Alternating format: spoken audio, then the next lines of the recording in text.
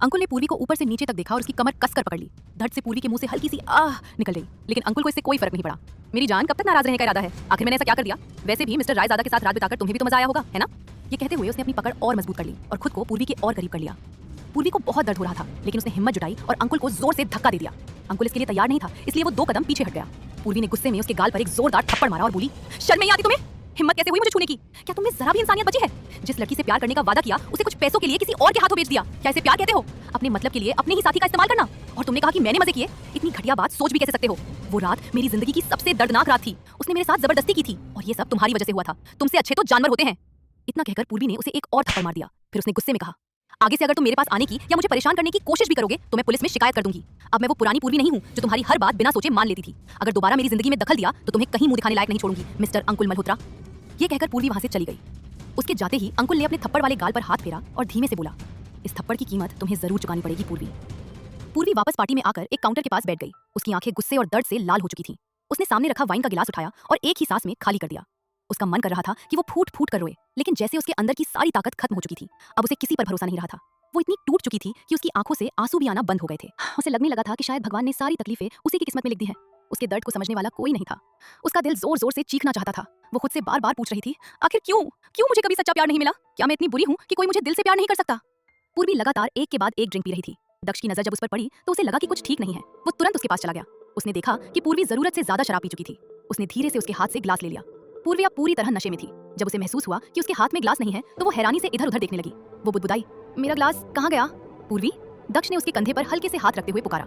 अचानक किसी के छूने का एहसास होते ही पूर्वी घबरा गई। उसने झटके से दक्ष का हाथ हटा दिया और डरते हुए बोली, दूर रहो, मुझे मत छुओ। पूर्वी का यह व्यवहार देखकर दक्ष हैरान रह गया।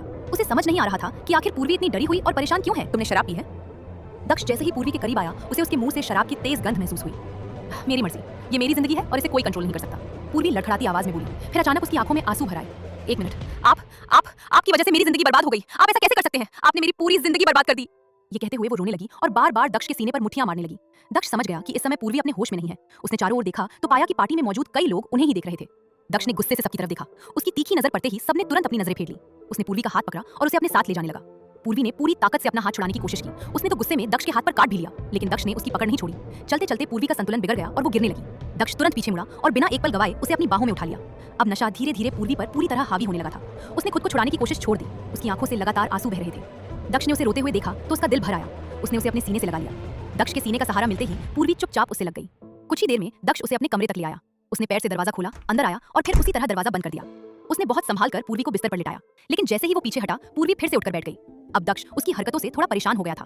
तभी उसकी नजर गई कि पूर्वी बार बार अपनी कमर पर हाथ फेर रही थी। वो उसके पास बैठ गया और चिंता से बोला, क्या हुआ? कहीं दर्द हो रहा है? पूर्वी ने नम आंखों से उसकी तरफ देखा। उसकी भीगी हुई आंखें देखकर दक्ष का दिल कसकर सिमट गया। उसने धीरे से उसका चेहरा अपने दोनों हाथों में लिया और पूछा, बताओ क्या हुआ? पूर्वी चुप रही। दक्ष ने धीरे से उसकी कुर्ती थोड़ा ऊपर की ताकि देख सके कि उसे चोट कहाँ लगी है। उसकी नजर जैसे ही पूर्वी की कमर पर पड़ी उसका चेहरा सख्त हो गया। कमर पर उंगलियों के लाल निशान साफ दिखाई दे रहे थे। पूर्वी की गोरी त्वचा पर बने हुए निशान देखकर दक्ष की आंखों में गुस्सा उतर आया। उसने गुस्से में पूछा, किसने तुम्हें हाथ लगाने की हिम्मत की? पूर्वी उसकी तरफ देखकर कड़वी मुस्कान के साथ बोली, आपको तो बस ये कुछ निशान देखकर गुस्सा आ रहा है, तो सोचिए आपकी वजह से मेरे दिल पर जो घाव लगे हैं उनके लिए मुझे कितना गुस्सा आना चाहिए। पूर्वी ये सब नशे में कह रही थी, लेकिन उसकी हर बात में दर्द और सच्चाई थी। उसकी नजर से देखा जाए तो जब से दक्ष उसकी जिंदगी में आया था उसकी जिंदगी में परेशानियां ही बढ़ती चली गई थीं। हालांकि सच ये भी था कि उसी की वजह से पूर्वी को अंकुल का असली चेहरा देखने को मिला था, लेकिन इस समय उसका टूटा हुआ मन ये बात समझने की हालत में नहीं था। पूर्वी इसी उलझन में फंसी हुई थी। उसे लग रहा था कि उसकी पूरी दुनिया खत्म हो चुकी है। दक्ष समझ नहीं पा रहा था कि उसे कैसे संभाले। उसने फिर से उसका चेहरा अपने हाथों में लिया और नरम आवाज में कहा, अब कुछ मत सोचो, आराम करो। जब तक मैं तुम्हारे साथ हूँ कोई तुम्हें तकलीफ नहीं पहुंचाएगा। दक्ष की बात सुनकर पूर्वी ने कुछ नहीं कहा। उसने बस हल्के से सिर हिला दिया। उसका मासूम चेहरा देखकर दक्ष के चेहरे पर हल्की सी मुस्कान आ गई। उसने धीरे से पूर्वी के माथे पर एक प्यार भरा किस किया और उसे आराम से वापस बिस्तर पर लिटा दिया। कुछ देर बाद दक्ष कमरे से बाहर निकला। उसने अपना फोन निकाला और निर्वेद को एक मैसेज भेजा, पता करो आज पूर्वी से कौन कौन मिला था। निर्वेद ने जवाब में सिर्फ ठीक है लिखा और तुरंत अपने काम में लग गया। उधर अदिति अपने फोन में देखते हुए आगे बढ़ रही थी। तभी अचानक वह सामने से आ रहे एक व्यक्ति से टकरा गई। सॉरी, उसने बिना सामने देखे कहा, लेकिन जैसे ही उसकी नजर सामने खड़े इंसान पर पड़ी उसके चेहरे पर हैरानी और गुस्सा एक साथ आ गया। तुम्हारी हिम्मत कैसे हुई यहाँ आने की? देखो तो कौन मिला, मिस अदिति, मेरी सबसे बड़ी दुश्मन। अदिति ने गुस्से से उसकी तरफ देखा। दुश्मन तो मैं बनूंगी ही, क्योंकि मैं तुम्हारे जैसे घटिया इंसानों को अच्छी तरह पहचानती हूँ। तुम्हारी वजह से मेरी दोस्त पूर्वी की जिंदगी बर्बाद हो गई। मुझे शुरू से ही तुम पर भरोसा नहीं था और अब जो तुमने किया है उसके बाद मेरी बात ध्यान से सुन लो। आगे से पूर्वी के पास आने या उससे बात करने की कोशिश भी मत करना। अंकुल का चेहरा गुस्से से लाल हो गया। उसने अदिति पर हाथ उठाया, लेकिन उससे पहले ही अदिति ने उसका हाथ पकड़कर जोर से मरोड़ दिया और उसे धक्का देकर पीछे कर दिया। एक बात याद रखना अंकुल, मुझे पूर्वी मत समझना। शायद तुम भूल गए हो कि मैं एक पुलिस अफसर की बेटी हूँ, इसलिए अगर अपनी भलाई चाहते हो तो मुझसे दूर ही रहना। अंकुल ने गुस्से में दांत भींच लिए। तुझे तो मैं अभी बताता हूँ। इतना कहकर वह अदिति की तरफ बढ़ा, लेकिन इससे पहले कि वो उसके पास पहुंचता, किसी ने पीछे से आकर उसके पेट पर जोरदार लात मार दी। अंकुल कई कदम दूर जाकर गिर पड़ा। अदिति ने सामने देखा, उसके सामने निर्वेद खड़ा था। अंकुल किसी तरह उठ खड़ा हुआ। जैसे ही उसकी नजर से निर्वेद पर पड़ी, उसका सारा गुस्सा पल भर में गायब हो गया। वो जबरन मुस्कुराते हुए बोला, मिस्टर निर्वेद, आप यहाँ? मैं तो बस इस लड़की को समझा रहा था, ये बेवजह मुझसे उलझ रही थी। वो किसी भी हालत में निर्वेद को नाराज नहीं करना चाहता था। निर्वेद ने बिना कोई भाव बदले अदिति की तरफ देखा। क्या ये सच कह रहा है मिस अदिति? अदिति ने उसकी बात का कोई जवाब नहीं दिया। उसने सिर्फ अंकुल की तरफ देखकर कहा, आखिरी बार समझा रही हूँ, पूर्वी से दूर रहना, वरना तुम्हें जान से मारने में मुझे 2 मिनट भी नहीं लगेंगे। इतना कहकर वो वहां से चली गई। उसके जाते ही निर्वेद ने अंकुल की तरफ देखा। निर्वेद की खामोश नजरें देखकर अंकुल घबरा गया। मुझे अब चलना चाहिए।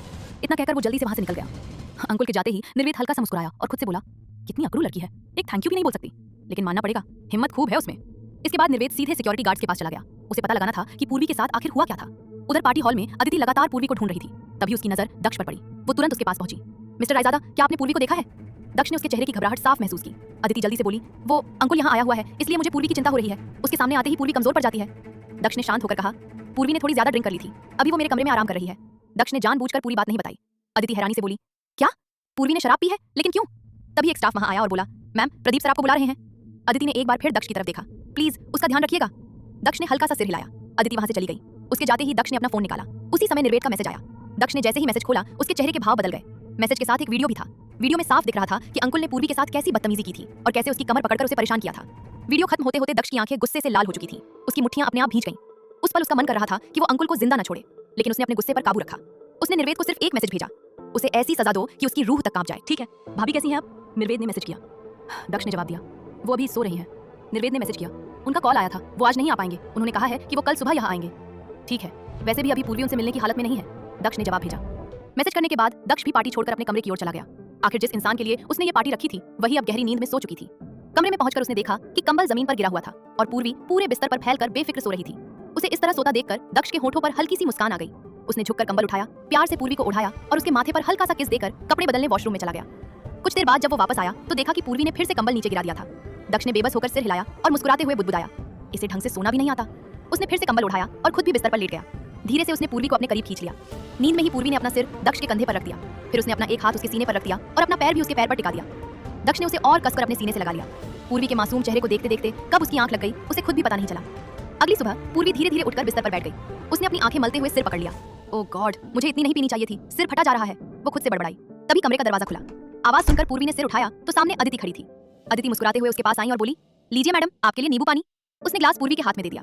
यार थैंक यू, अभी इसकी सबसे ज्यादा जरूरत थी। इतना कहकर पूर्वी ने एक ही सांस में पूरा ग्लास खाली कर दिया। अदिति हंसते हुए बोली, ओए राजधानी एक्सप्रेस, आराम से पी वरना गले में अटक जाएगा। पूर्वी भी हल्का सा मुस्कुरा दी। फिर उसने ग्लास वापस देते हुए कहा, I love you so much यार, अगर तू नहीं होती तो मेरा क्या होता? कल रात मैंने ज्यादा पी ली थी, अच्छा हुआ तो मुझे कमरे में ले आई, वरना पता नहीं क्या हो जाता। अदिति ने उसकी बात सुनकर सिर हिलाया। तुझे किसने कहा कि मैं तुझे यहाँ लेकर आई थी? पूर्वी हैरानी से उसे देखने लगी। अदिति ने आगे कहा, ये मिस्टर रायजादा का कमरा है, कल रात वही तुम्हें यहाँ लेकर आए थे और ये नींबू पानी भी उन्होंने ही तुम्हारे लिए भेजा है। क्या? पूर्वी की आंखें फैल गईं। मतलब वो मुझे यहाँ लेकर आए थे? हाँ, अदिति ने गंभीर होकर कहा। फिर उसने पूर्वी का हाथ अपने हाथों में लिया। मुझे तुमसे एक बात पूछनी है और मुझे सच सच जवाब चाहिए। हाँ पूछो, अदिति ने उसकी आंखों में देखते हुए पूछा। तुम कभी इतनी शराब नहीं पीती, फिर कल ऐसा क्या हुआ? क्या इसके पीछे उस कमीने अंकुल का हाथ है? क्या उसने तुमसे कुछ कहा था? प्लीज मुझसे कुछ मत छिपाना। ये सुनते ही पूर्वी की आंखें भर आईं। उसने अदिति का हाथ कसकर पकड़ लिया। फिर उसने कल रात अंकुल के साथ हुई पूरी घटना उसे बता दी। जैसे जैसे वो सब कुछ बताती गई, उसकी आवाज भराती गई और आंखों से आंसू बहने लगे। आखिर में वो फूट पड़ी। मेरी गलती क्या थी अदिति? बस यही कि मैंने उससे सच्चे दिल से प्यार किया, या फिर उस पर आंख बंद करके भरोसा किया? आखिर उसने मेरे साथ ऐसा क्यों किया? मेरे प्यार में क्या कमी रह गई थी? क्या मेरा प्यार इतना सस्ता था कि कुछ पैसों के लिए बेच दिया गया? अदिति ने तुरंत उसे अपने गले से लगा लिया। उसने प्यार से उसके सिर पर हाथ फेरते हुए कहा, कमी तुम में नहीं थी पूर्वी, कमी उस इंसान में थी। आजकल सच्चे प्यार और दिखावे में फर्क करना बहुत मुश्किल हो गया है। लोग अपने चेहरे पर झूठ का ऐसा मुखौटा पहन लेते हैं कि उनकी असलियत पहचानना आसान नहीं होता। पूर्वी की सिसकियां और तेज हो गईं। वो अदिति के कंधे पर सिर रखकर धीमी आवाज में बोली, इस भीड़ में मैं खुद को कहीं खो चुकी हूँ। अब प्यार पर से मेरा भरोसा ही उठ गया है। अगले एपिसोड्स 12 AM पर फ्री मिलेंगे, लेकिन अगर इंतजार नहीं करना तो सिर्फ ₹149